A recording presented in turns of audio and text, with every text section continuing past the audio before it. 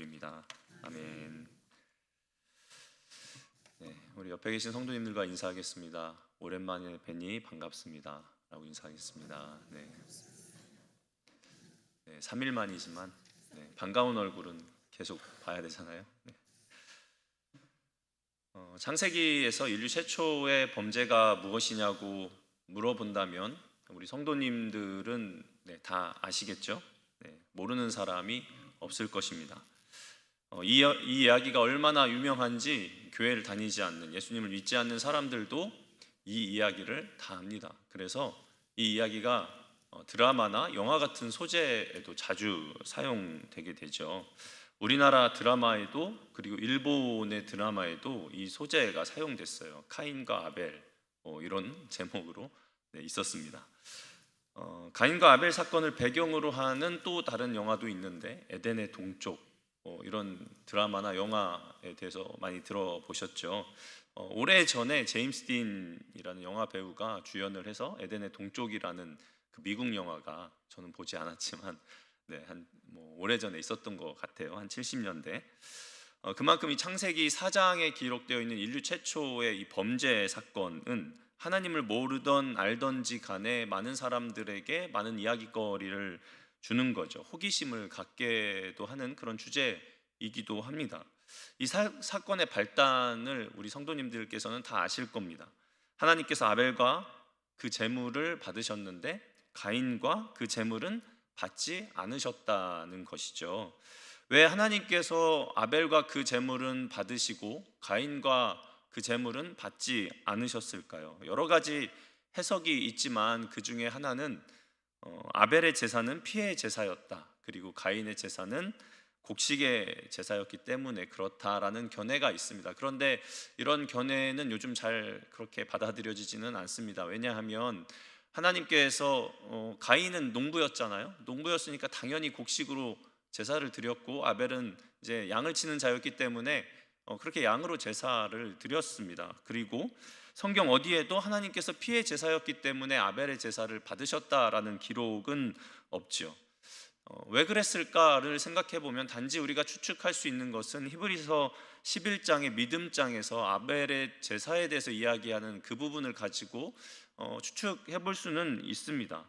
아벨은 믿음으로 가인보다 더 나은 제사를 드렸다라고 히브리서 11장 4절에 그렇게 기록하고 있습니다. 가인이 어떤 마음을 하나님께 예배했고 제사를 드렸는지 정확하게 알 수는 없지만 분명한 것은 그가 아벨처럼 믿음으로 하나님께 제사를 드리지 않았다라는 것이죠.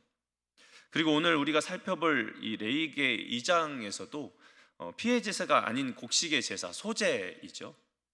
5가지 제사 중에서 유일하게 곡식으로 드리는 피가 없는 제사가 바로 이 소제입니다. 그런데 이 소제를 통해서도 하나님께서는 예배를 받으신다는 거죠. 물론 소제는 대부분 번제나 화목제와 같이 드려지는 그런 제사였다고 합니다.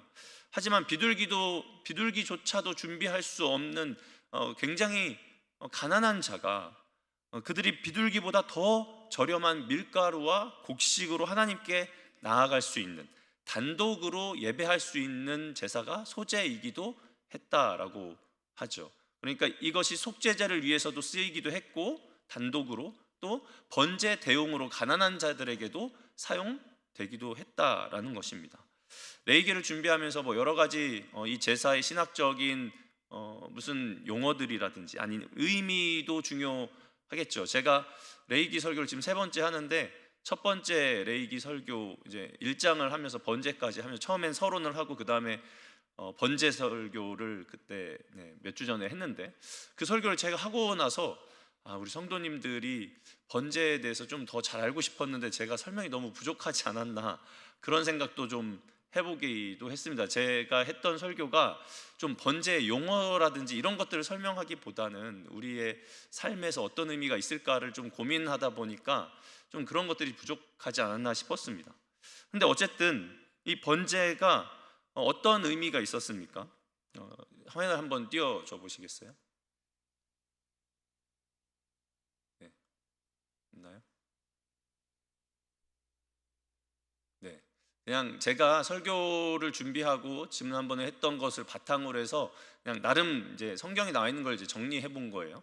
번제를 제가 그때 설교할 때 누구든지 여호와께 드릴 수 있는 그런 제사였어요. 그리고 예물은 형편에 따라서 소나 양, 염소, 비둘기로 드릴 수 있었고, 세 번째로 제사에 참여하는 사람, 제물을 직접 잡는 사람이 제사장이 아니라 누구였다고요? 예물을 갖고 나오는 제사자, 당사자가 직접 각을 뜨고 가죽을 벗기고 이런 모든 일들을 제사장이 아니라 제사자, 당사자가 했다라고 말씀을 드렸습니다.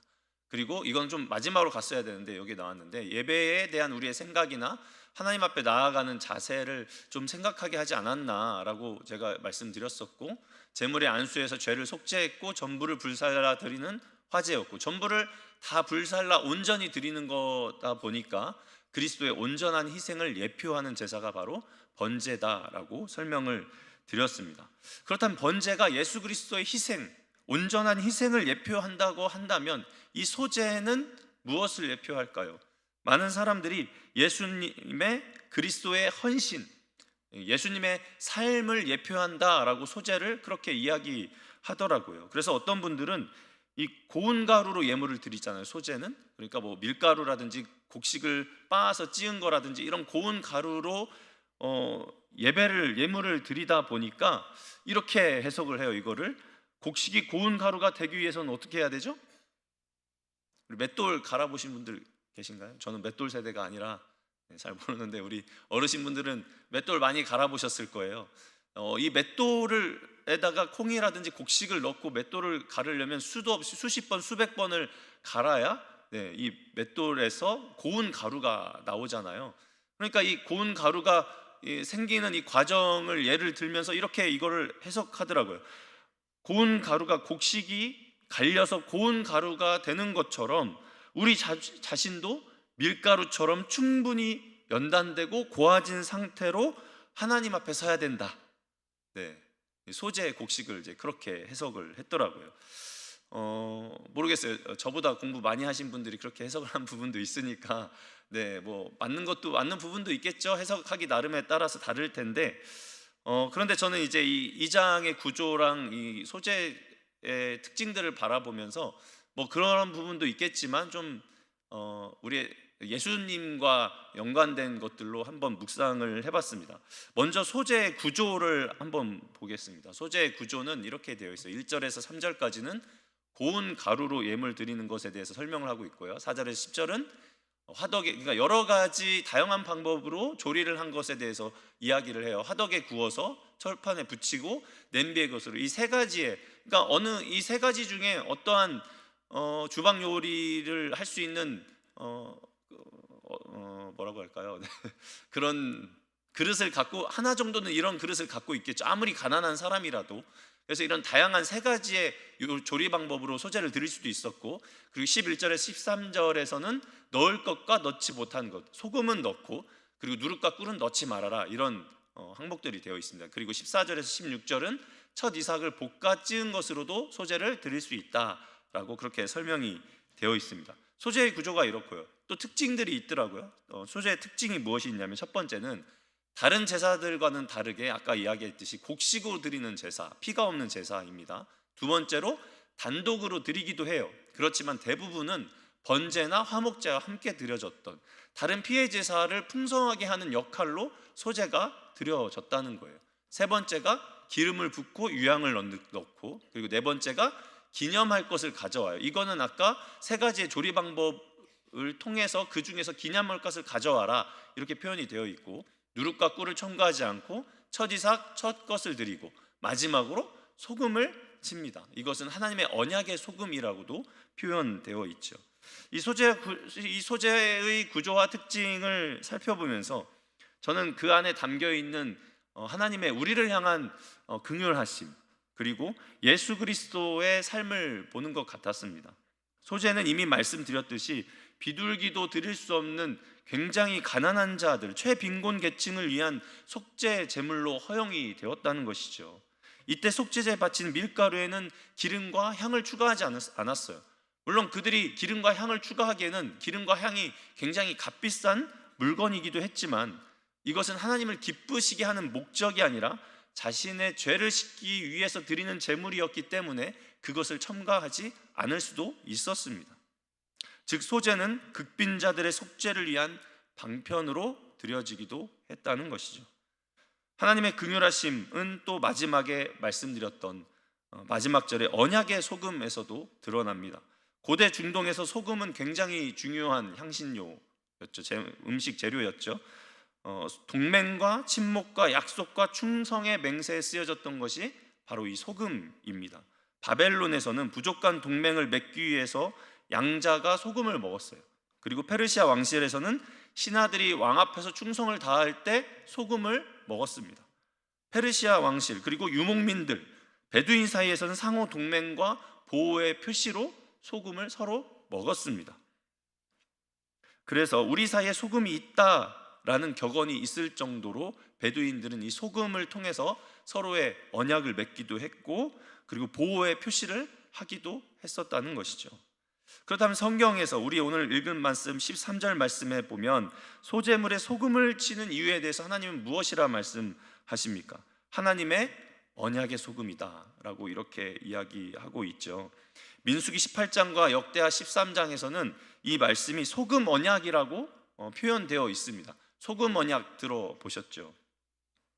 소금 언약은 민수기에서는 기업이 없는 레위인들에게 제물로 드리는 것 중에서 그들의 몫으로 떼어주어서 그것을 너희들의 후손까지 영원토록 보장해 주겠다 내가, 그렇게 할 때 소금 언약을 표현을 해요. 그러니까 기업이 없는 레위인들에게 친히 내가 너희의 기업이 되어주고 그것을 너희 후손 대대로 영원히 지키겠다라는 소금 언약, 즉 하나님께서 그들의 후손을 영원히 책임지시겠다라는 의미로 소금 언약이 사용됩니다.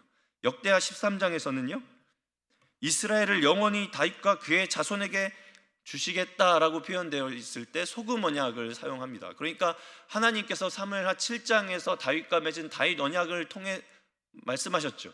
내가 너의 집이 되어주고 너의 후손이 너의 왕위가 영원히 견고하게 세워주겠다고 하나님께서 약속하셨는데 그것을 소금 언약으로 또 표현하고 있는 거예요. 그러니까 다윗 자손들을 영원히 왕위에서 경고해 주시겠다는 언약, 즉 약속을 변치 않겠다 할 때 이 소금 언약을 말씀하신다는 거죠. 지금 우리 열왕기하 새벽 예배 때 큐티를 하면서 보고 있는데 다윗의 자손이 유다 왕국을 통해서 계속해서 왕위를 이어가죠. 이스라엘 백성들이 북이스라엘이 하나님의 언약을 배반하고 하나님을 떠날 때 그들에게 계속되는 하나님의 재앙이 임합니다. 남유다에게도 그들에게도 하나님을 떠나는 때가 있었죠. 그렇지만 다시 하나님 앞으로 나아올 때 하나님께서는 다윗 왕조를 내치지 않으시고 끝까지 그 다윗 왕조를 책임지세요. 무엇이죠? 다윗 언약, 그리고 하나님께서 맺어주신 소금 언약을 통하여서 하나님의 약속을 변치 않으신다는 것을 우리에게 보여주는 것이죠. 이 두 약속이 다 무엇입니까? 레위인에게 주셨던 약속, 그리고 다윗의 후손에게 주셨던 이 모든 약속은 변치 않는 하나님의 약속을 표현한다는 것이죠. 그들을 끝까지 책임지시겠다는 약속, 소금이 변치 않듯이 내가 너희들과 언약을 맺어서 너희들을 끝까지 책임지겠다, 너희들의 기업이 되겠다, 너희들의 왕위를 영원히 견고하게 하겠다라는 하나님의 신뢰의 약속이 이 소금 언약 가운데 포함되어 있다는 것이죠. 그것이 우리의 구원과도 긴밀하게 연결됩니다. 하나님은 그 누구라도, 어떤 사람이라도 하나님 앞에 나오는 자를 영원히 책임지시겠다고 약속해 주시죠. 한번 주신 우리의 구원의 은혜와 약속을 하나님께서는 물리치지 않으십니다. 우리에게 구원을 허락하여 주시고 그 구원을 끝까지 책임지시는 분이 바로 신실하신 우리 하나님이신 줄로 믿습니다. 그래서 그가 어떤 처지에 있더라도 하나님 앞에 전심으로 드리는 것을 귀히 여기시고 그런 우리를 책임지시며 끝까지 인도하시고 있다는 그 약속을 하신다는 거죠. 마치 소금처럼 하나님은 변치 않으시는 분이라는 것입니다. 그게 바로 이 소금에 포함되어 있는 의미들이죠. 제가 이제 마지막 그 소금부터 이렇게 살펴보기는 했지만 그 중간에 보면은 기름을 붓는다라는 이야기들이 쭉 있죠. 1절부터 보면 고운 가루로 예물을 삼아 그 위에 기름을 붓습니다. 그리고 또 그 위에 유향을 놓죠. 그리고 소제물 중에서 기념할 것을 또 가져와요. 그리고 그 뒤에 쭉쭉 계속 보면 누룩과 꿀도 첨가하지 않고 첫 이삭의 첫 것을 드린다는 의식들, 이런 내용들이 포함되어 있습니다. 이런 내용들을 소재의 규례들을 이렇게 보면서 혹시 어떤 생각이 드시나요? 저는 이 부분들을 이렇게 보면서 예수님의 사역을 보는 것 같았습니다. 예수님의 사역, 예수님의 삶과 너무 똑같다. 그리고 마치 복음서의 이야기를 보는 것 같았어요. 기름 부음, 유향하면 누가 생각나시나요? 예수님 생각나시죠? 누가복음 4장 18절에 보면 이사야 선지자의 예언을 들어서 예수님을 이렇게 설명하죠. 주의 성령이 내게 임하였으니 이는 가난한 자에게 복음을 전하게 하시려고 내게 기름을 부으시고, 그리스도가 또 기름 부음 받은 자잖아요. 이 기름의 역할이 제사에서는 올리브유로 추정한다고 해요. 제물이 더 잘 타게 한다거나 아니면 향기로운 냄새를 내게 해서 그 제물을 더욱 하나님 앞에 값비싼 유향을 놓음으로 인하여서 하나님 앞에 거룩하게 드리기 위한 그런 역할로도 쓰인다고 하는데, 어쨌든 이 기름 부음과 유향을 통해서 예수님이 생각이 나더라고요. 기름 부음 받으신 예수님, 기름 부음을 받고 이 땅 가운데 내려오셔서 하나님의 사역을 감당하셨던 예수님의 사역이 기억나죠. 유향은 무엇이 기억나십니까? 예수님 앞에, 예수님의 고난 앞에 자신의 모든 전 재산을 털어서 향유 옥합을 깨뜨려 예수님께 부었던 마리아 사건이 기억이 나시죠. 소재는 다른 제사와는 다르게 유일하게 또 그 소재물 중에서 기념할 만한 것을 가져오라고 그렇게 또 명령을 하십니다. 9절 말씀에 보면 그 소재물 중에서 기념할 것을 가져다가 제단 위에 불살라라 이렇게 되어 있습니다. 예수님이 고난 받으시기 전에 마지막 밤 제자들과 떡과 포도주를 떼시면서 무엇이라 말씀하시죠? 나를 기념하라 그렇게 말씀하시죠. 소재물 중에서 기념할 것을 가져다가 해서 여기에서 이 기념은 생각하게 하는 사람이다 라는 뜻을 갖고 있어요. 그러니까 예수님께서 떡과 포도주를 보면서 누구를 기억하라고 하신 거예요? 누구를 기념하라고 하신 거예요?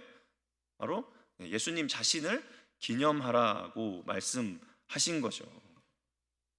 그래서 이 모든 소재의 내용들을 보면서 예수님이 기억이 나는 거죠. 누룩과 꿀은 어떨까요? 누룩과 꿀은 변질과 부패라는 부정적 변화를 불러일으킵니다. 그래서 하나님 앞에 드려지는 이 예물이 부정하게 되면 안 되잖아요. 만약에 누룩이 들어가고 그리고 꿀이 들어간다면 이 제물이 금방 부패하게 되고 그것은 하나님 앞에, 거룩하신 하나님 앞에 부정하게 되어서 드려질 수 없는 제물이 되어 버립니다. 그래서 누룩과 꿀을 넣지 말고 부패하지 않는 무엇을 넣으라고요? 소금을 넣으라고 명령하시는 거죠. 그런데 이 누룩에 관해서 또 예수님의 이야기에 또 나오죠. 예수님께서 누룩을 주의하라라고 하신 본문이 신약에 총 3번이 나와요. 마태복음 16장과 마가복음 8장과 누가복음 12장입니다. 마태복음과 마가복음은 칠병이어 사건 이후에 나와요. 그런데 이 누룩에 대해서 예수님이 뭐라고 말씀하시냐면 그들의 교훈, 그들의 외식을 주의하라. 그러면서 그 사람들을 명명하시기를 바리새인과 사두개인과 헤롯, 그들의 교훈과 외식 그리고 그들의 교훈을 주의하라라고 말씀하시죠. 예수님은 생명의 떡으로 이 땅 가운데 오셨습니다. 말씀으로 이 땅 가운데 오셨죠. 그런데 이 말씀 가운데 다른 교훈이 들어가면 그것이 무엇이 된다고요? 그게 누룩이 되는 거죠. 그래서 사두개인과 바리새인과 헤롯은 말씀이신 예수 그리스도의 말씀을 온전하게 전하지 못하고 자기 나름대로 해석, 자기들이 좋아하는 것들, 자기들이 말씀에 입각하지 않고 하나님의 말씀과 벗어난 것들을 백성들에게 요구함으로 인하여서 하나님의 율법을 변질시켜 버렸죠. 그 대표적인 것이 장로들의 유전입니다. 그래서 예수 그리스도의 온전하신 말씀 외에 사두개인과 바리새인의 교훈을 따르지 말고 순결하신 예수 그리스도의 말씀을 쫓아 살아갈 때 우리에게 구원이 임한다라는 것을 주님께서 말씀하시는 거죠. 하나님께 드려지는 거룩한 떡에 누룩과 꿀이 들어가서 변질되면 안 되듯이 예수님의 말씀에 바리새인과 사두개인의 교훈을 쫓아 살아가지 말라는 것입니다. 그들의 교훈과 외식으로 인하여서 하나님의 말씀을 변질시키고 하나님을 떠나는 삶을 살지 말라는 것을 주님께서 말씀하시는 거죠. 그래서 이 누룩에 담겨 있는 예수님의 그 사역을 볼 수 있습니다. 첫 이삭과 첫 것을 드리는 이유는 무엇입니까?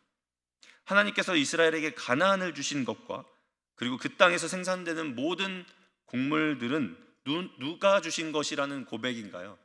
바로 하나님께서 주신 것이라는 고백이 첫 것에 포함되어 있죠. 우리가 예물을 첫 것을 드릴 때 고백하는 고백이죠. 이 모든 것은 주님께서 내게 허락하신 것입니다 라는 고백을 드릴 때 우리는 첫 것을 주님 앞에 올려드립니다. 사도 바울은 고린도전서 15장 20절에서 부활의 첫 열매가 바로 그리스도다라고 말씀하고 있습니다. 이 첫 열매는 가나안 땅의 수확과는 비교할 수 없는 영적인 축복을 우리에게 허락하여 주시죠. 영원한 생명의 열매이고 그리고 그리스도의 부활을 시작으로 그리스도의 재림 때까지 그리스도를 따르는 모든 자에게 주어지는 모든 세대들이 지속적으로 얻게 될 하나님의 복이죠. 그 첫 열매가 누구라고요? 바로 예수님, 우리의 부활의 예표이시며 우리가 부활을 소망하게 할 수 있는 그 첫 부활이 예수 그리스도이시고 그 예수 그리스도의 부활을 바라봄으로 인하여서 첫 열매이신 예수님의 부활을 바라봄으로 인하여서 우리는 예수님의 재림하실 때 우리에게 주어지시는 영원한 생명인 부활을 소망하게 되는 것이죠. 이처럼 소재의 특징에는 많은 예수님에 대한 예표가 숨겨져 있습니다. 예수님을 보는 것 같은, 마치 복음서의 사건들을 보는 것 같이 소재의 내용들이 그렇게 되어 있다는 것이죠. 그런데 이 소재의 특징들을 살펴보다가 또 다른 하나의 특징은 지극히 거룩하다라는 거예요. 다른 제사들과는 다르게 이 소재에만 지극히 거룩하다라는 이 이야기가 명시되어 있습니다. 오늘 3절 말씀에 보면 그 소재물에 남은 것은 아론과 그의 자손에게 돌릴지니 이는 여호와의 화제물 중에 지극히 거룩한 것이니라, 이렇게 기록되어 있습니다. 물론 6장에 가보면 속죄제와 번제처럼 속죄제와 속건제와 같이 소제도 거룩하다 이런 말씀이 있기는 하지만 단순히 그 제사에 대해서 설명하는 그 구절에서는 유일하게 이 소제만이 하나님 앞에 거룩한 것이다라는 이 기록이 되어 있다는 거예요. 어떻게 보면 소제는 다른 제사에 곁들여드리는 마치 부록처럼 여겨질 수 있는 제사일지도 모르겠습니다. 다른 제사들은 소를 드리고 양을 드리고 그리고 비둘기와 염소를 드리죠. 어떻게 보면 다른 제사보다 제물도 좀 적게 들어가고 좀 간소할 수도 있겠고, 그리고 다른 제물을 드릴 때 곁들여서 다른 제물을 풍성하게 하는 역할을 했기 때문에 어떻게 보면 소제가 다른 제물보다는, 다른 제사보다는 좀 덜 중요하게 여겨질 수도 있을 것 같기도 합니다. 그렇지만 소제의 내용을 들여다보면 하나님께서 가난한 자들을 위하여서 소제를 통해서 하나님의 긍휼하심을 보여주시고 다른 제물을 또 풍성하게 해주는 제물이었기 때문에 이 소제야말로 우리가 어떻게 보면 매일 드릴 수 있는 예배, 번제와 화목제에 곁들여서 드리기 때문에 매 제사마다 들어가는 제사가 바로 이 소제일 수 있다는 것이죠. 그러니까 번제와 화목제보다도 더 많이 드려지는 제사가 소제라는 것이죠. 그렇다 보니 소제는 사실상 어디에도 빠질 수 없는 제사가 됩니다.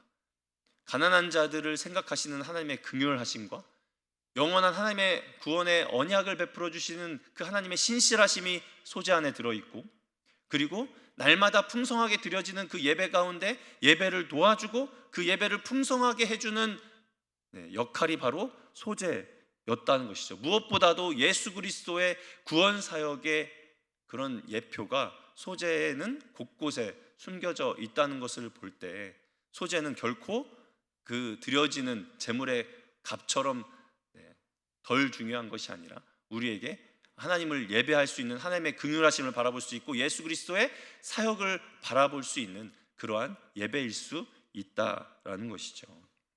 이러한 소재의 특징은 우리로 하여금 예수님을 바라보게 할 뿐만이 아니라 우리 그리스도인들이 어떻게 하나님 앞에 나아가야 하는가를 잘 보여주고 있습니다. 우리는 하나님의 지극히 거룩한 자로 날마다 나아가야 할 줄로 믿습니다. 또한 형편과 상관없이 긍휼하심으로 우리를 초청하시는 그 하나님의 부르심에 응답함으로 나아가야 한다는 것, 번제와 화목제에 곁들여서 매일 드려지는 이 소제가 우리가 하나님 앞에 매일 거룩함으로 나아가며 하나님을 예배해야 한다는 사실을, 그리고 예수 그리스도를 바라봐야 한다는 사실을 우리에게 보여주고 있는 것이죠. 우리 성도님들의 삶이 이러한 소제와 같이 날마다 주님 앞에 거룩하심으로 드려지기를 바라겠습니다. 예수 그리스도를 날마다 바라보시는 삶이 되기를 바라겠습니다. 그래서 번제도 중요하고 화제도 중요하고 여러 가지 제사가 중요하지만 우리에게 긍휼하심으로 베풀어 주신 이 소제를 통하여서 하나님의 긍휼하심을 바라보며 예수 그리스도를 바라보며 날마다 주님 앞에 거룩하심으로 나아가는 우리 성도님들의 삶이 되시기를 주님의 이름으로 축원드립니다. 우리 찬양하며 기도